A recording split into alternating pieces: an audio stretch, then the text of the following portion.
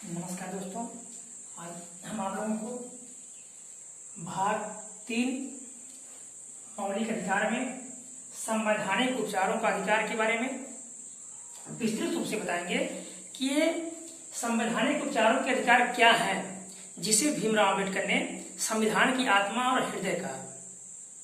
उन्होंने आत्मा और हृदय इसलिए कहा क्योंकि उन्होंने कहा 32 के तहत जब तक मूल अधिकारों को प्रभावी करने या लागू करने के लिए कोई मशीनरी व्यवस्था न हो, तब तक वो मूल अधिकार अर्थहीन है। अर्थात उस मूल अधिकार का कोई अर्थ नहीं निकलेगा जब तक कि कोई मशीनरी या कोई व्यवस्था उसको सही रूप से लागू न करवाए। तो अनुच्छेद 32 के तहत उच्चतम न्यायालय और अनुच्छेद 226 के तहत उच्च न्यायालयों को इसमें जो है रिट जारी करने की शक्ति दी गई है कि वह इस पर आदेश जारी करें और मूल अधिकारों को बनाए रखने के लिए प्रावधान करें। ठीक, तो इस प्रकार से अनुच्छेद 32 के तहत उच्चतम न्यायालय और 226 के तहत उच्च न्यायालयों को यह अधिकारिता दी गई है।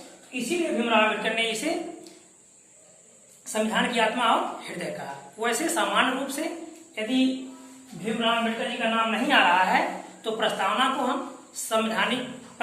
हम संविधान की कुंजी या संविधान की आत्मा भी कह सकते हैं।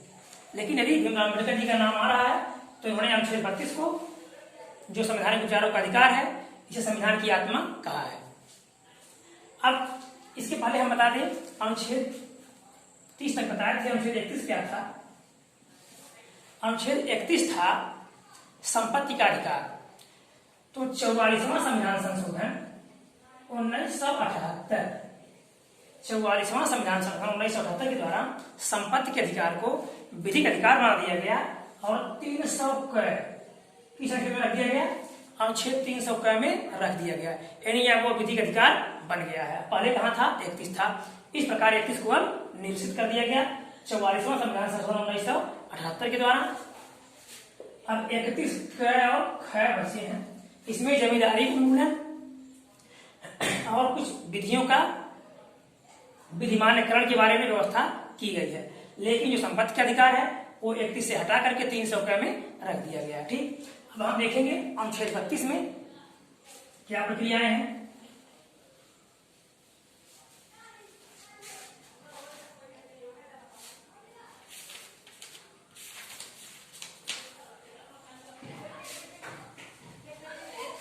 बंदी प्रत्यक्षीकरण क्या है? पहला, बंदी प्रत्यक्षीकरण, जिस व्यक्ति को बंदी बनाया गया है यदि वह कानून के विरुद्ध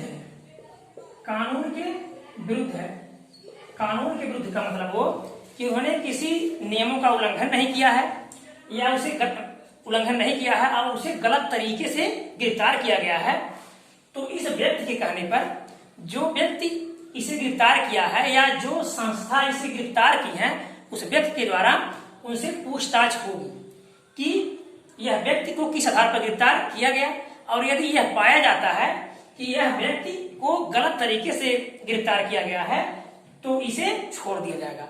इस प्रकार गलत प्रावधानों को रोका जा सके, गलत नियमों को रोका जा सके, ये जो है ये रिट न्यायालय द्वारा जारी की जाती है। आगे है परमादेश। इसका अर्थ होता है हम आदेश देते हैं।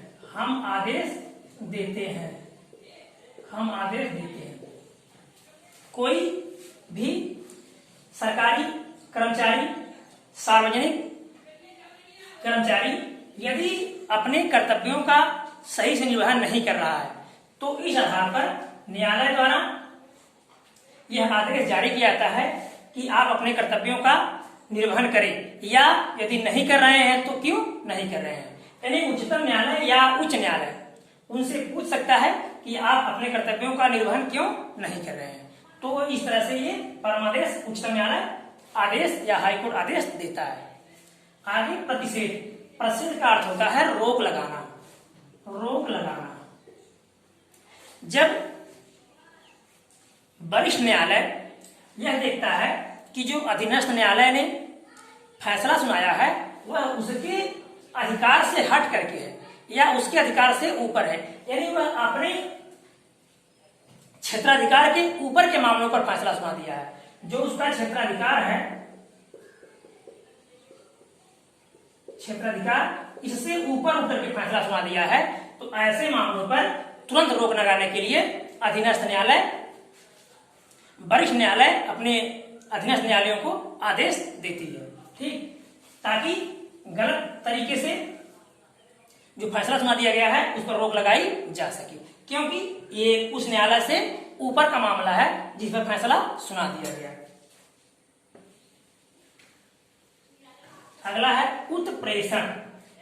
उत्प्रेषण उत्प्रेषण में होता है यदि किसी फैसले पर कोई ऐसा फैसला सुना दिया गया है न्यायालय द्वारा जो या तो गलत है या तो उसमें कुछ असंगत है, तो ऐसे मामलों को तुरंत वरिष्ठ न्यायालय रद्द करने के लिए आदेश देता है, रद्द करने के लिए आदेश देता है और तुरंत अपने पास स्थानांतरित करने के लिए रिट जारी करता है, क्योंकि ये मामले में क्या कर दिया गया है, उसके समय उसको गलत तरीके से फैसला सुना दिया गया है या कुछ उसमें गलत प्रावधान जोड़ दिए गए हैं, तो उसको क्या करने के लिए रद्द करने का आदेश देता है।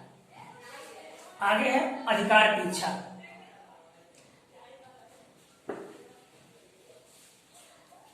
अधिकार की इच्छा में न्यायालय द्वारा जो पदाधिकारी हैं उनके कर्तव्यों की पूछताछ की जाती है कि आपने जो कार्य किया है, आपने जो कार्य किया है, मतलब किसी पद पर रहते हुए आपने जो कार्य किया है वह आपकी सीमा के अंदर है तो ठीक है, यदि सीमा के बाहर है तो आपने ऐसा क्यों किया, या अपने सीमा के अंदर रह के काम आपने नहीं किया या कुछ आपने बाहर कर दिया, या आपको जहां विभाग दिया गया था उससे अलग हट के काम कर दिया। इस प्रकार से अधिकारों की पूछताछ की जाती है कि आपको जो अधिकार दिया गया है आपने उससे अलग हट करके क्यों कार्य किया। तो ये भी रिट न्यायालय द्वारा जारी की जाती है। तो इस तरह से ये जो 5 रिटें हैं ये अनुच्छेद 32 के तहत उच्चतम न्यायालय और अनुच्छेद 226 के तहत उच्च न्यायालय द्वारा जारी की जाती है। अब आप समझ गए होंगे, इसीलिए कि अधिकारों को बनाए रखा जा सके, सब अपने एक दायरे में निश्चित रूप से बंधे रहें, ये प्रक्रियाएं न्यायालय द्वारा जारी की जाती है। अब आप देखेंगे अनुच्छेद 33।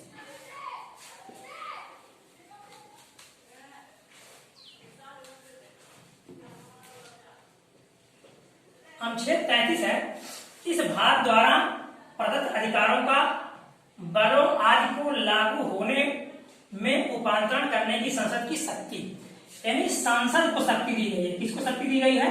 सांसद को, विधानमंडल को नहीं, याद रखिएगा, विधानमंडल को शक्ति नहीं दी गई है, विधानमंडल को नहीं, ठीक, विधानमंडल को शक्ति नहीं दी गई है, याद रखिएगा, विधानमंडल को शक्ति नहीं दी गई है। किसको शक्ति दी गई है? संसद को शक्ति दी गई है।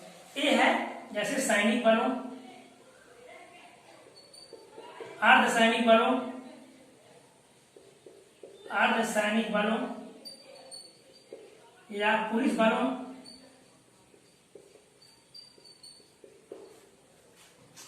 अर्धसैनिक बलों या पुलिस बलों, इनको ये जो संसद द्वारा ये प्रावधान किया जा रहा है कि वो अपने मूल अधिकारों के अंदर कार्य करें।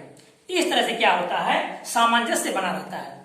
इस प्रकार यदि ये अपने पद से हट के कार्य कर रहे हैं तो इस प्रकार संसद द्वारा ये किया गया है कि इन पर नियंत्रण रखे, और यह कार्य सिर्फ संसद को दिया गया है, न कि विधानमंडलों को।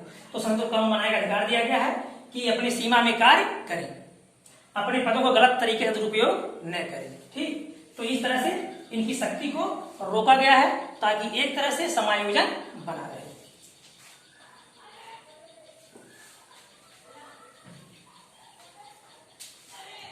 अनुच्छेद 34 है, जब सेना विधि लागू हो या martial law, martial law, martial law, जब सेना विधि लागू हो तो मूल अधिकारों पर निर्बंधन। भारत का कोई ऐसा क्षेत्र या संपूर्ण भारत ये जो मार्शल लॉ होता है किसी भी देश में लगाया जा सकता है उस स्थिति में, या तो किसी देश का कुछ भूभाग, कोई राज्य या संपूर्ण राज्य। इसको एक तरह से आप आपात की तरह से भी देख सकते हैं, लेकिन आपात में और मार्शल लॉ में अंतर है। तो मार्शल लॉ में सेना विधि लागू की जाती है और वहां एक तरह से कर्फ्यू लगा दिया जाता है, और जो वहां के व्यक्ति होते हैं उनके मूल अधिकारों को निर्बंधित कर दिया जाता है। निर्बंधित करने का मतलब जो भी मूल अधिकारों में प्रावधान पीछे किया गया है, घूमने की स्वतंत्रता, बोलने की स्वतंत्रता, व्यापार करने की स्वतंत्रता, आदि स्वतंत्रताओं को क्या कर दिया जाता है, निर्बंधित कर दिया जाता है। लेकिन याद रखिएगा अनुच्छेद 20 और 21 को आपात के समय भी समाप्त नहीं किया जा सकता। 20 और 21 को, अनुच्छेद 20 और 21 को आपात के समय भी समाप्त नहीं किया सकता, इसको याद रखिएगा। तो मार्शल लॉ मतलब जब सेना विधि लागू हो तो मूल अधिकारों पर यहाँ क्या कर दिया जाता है, निर्बंधन कर दिया जाता है। दूसरी चीज और क्या होता है इसमें, यदि सेना विधि लागू होने पर किसी भी व्यक्ति की किसी भी प्रकार की क्षति हो रही है तो उस क्षति की भरपाई सरकार द्वारा की जाती है। ठीक, किसके द्वारा, सरकार द्वारा उस क्षति की भरपाई की जाती है। कब, जब मार्शल लॉ वहां लागू हो तब। कौन सा अनुच्छेद है, चौथा अनुच्छेद याद रखिएगा, चौथे अनुच्छेद, जब सेना विधि लागू हो तो मूल अधिकारों पर निर्बंधन या मार्शल लॉ कहा जाता है इसे। यानी कि सेना विधि लागू होने पर सभी अधिकार क्या आ जाते हैं, निर्बंधित हो जाते हैं। लेकिन याद रखिएगा जो 20-21 हैं वो समाप्त नहीं होते। आगे अनुच्छेद 35, इस भाग के उपबंधों को प्रभावी करने का विधान। इस भाग के उपबंधों को प्रभावी करने का विधान अर्थात जो इस भाग में अनुच्छेद 12 से 35 तक दिया गया है, 12 से 35 तक दिया गया है, तो 35 में क्या कहा गया है, सांसद को शक्ति दी गई है। किसको दी गई शक्ति, सांसद को शक्ति दी गई है कि जो भी विधान दिए गए हैं उसको वो प्रभावी कराए। जैसे अनुच्छेद 23 है, मानव व्यापार, मानव के दुर्व्यापार और बलात् श्रम का निषेध। मानव के दुर्व्यापार, मानव के दुर्व्यापार और बलात् श्रम बताया गया। इसके बारे में यदि कोई गलत कर रहा है, इस पे कानून कौन बनाएगा, संसद को कानून बनाने का अधिकार दिया गया है। 16 के तहत जो लोक नियोजन अवसर की समानता की बात की गई है, तो इसमें यह कहा गया है कि जिस व्यक्ति को किसी पद पर तैनात किया जा रहा है तो उसके लिए वहां आवास भी उपलब्ध कराया जाए। क्या कराया जाए, आवास भी उपलब्ध कराया जाए। 17 में कहा गया है अस्पृश्यता कांड। तो यदि कोई व्यक्ति उस इन बातों का उल्लंघन करता है तो क्या होगा, तो वहां संसद को यह शक्ति दी गई है कि वह विधि बना करके उन्हें दंड का प्रावधान कर सकती है। ठीक, तो इस प्रकार से अनुच्छेद 35 था। तो अब आप समझ गए होंगे कि संवैधानिक उपचारों का अधिकार को भीमराव अम्बेडकर ने संविधान की आत्मा क्यों कहा। क्योंकि हमारे जो मूल अधिकार हैं अनुच्छेद 32 के तहत ही प्रभावी कराए जाते हैं और सरकार तथा व्यक्ति के बीच सामंजस्य बनाए रखा गया है। इसीलिए भीमराव अम्बेडकर ने इसे संविधान की आत्मा और हृदय कहा था। अब यदि वीडियो अच्छा लगा होगा तो सब्सक्राइब कीजिएगा, लाइक कीजिएगा, दोस्तों को शेयर कीजिएगा। धन्यवाद।